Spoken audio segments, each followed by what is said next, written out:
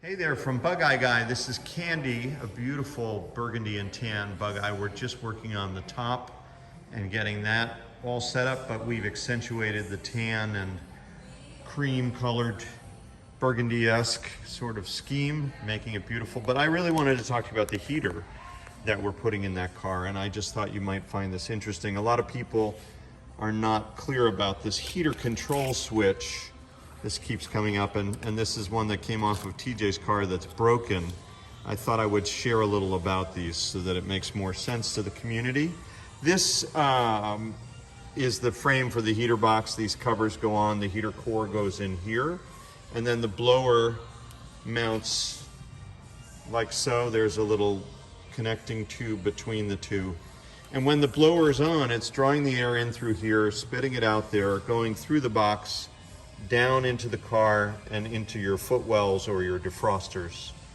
It's only a 1-speed blower, so it's not moving a huge amount of air, but the way that they design this is often misunderstood. This is the key thing. This little flap is basically the equivalent of a modern day recirculate, which is kind of a joke because there's air coming into a Sprite from every crack and angle. But when you pull this cable on this control on the dash, its purpose was to close this flap and effectively give you recirculation of the warm, quote-unquote warm air that's already in the car.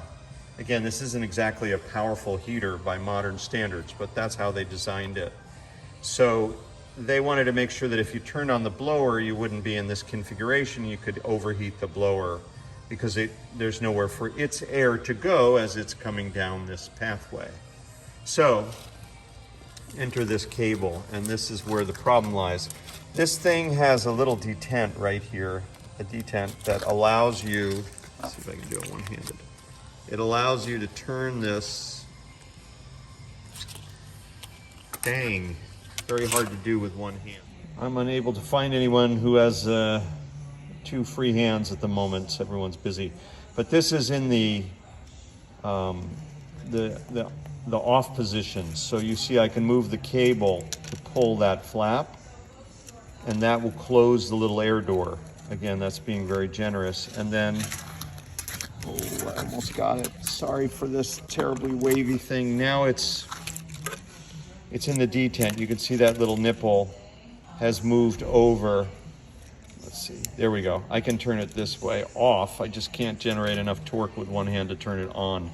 But the bottom line is, once you pull the cable, the point of this video is to demonstrate that once it's pulled, you can't turn on the heater fan. And that was the design. Once it's here, there's room for this little nipple to go down into the groove, and that allows you to turn on the heat, which means to turn on your heater fan, when this is pushed in, you can do so by rotating the black knob about 25 degrees to the right.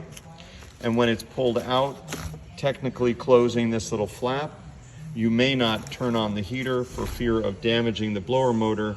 These switches break. You can see why. It's a kind of complicated mechanism.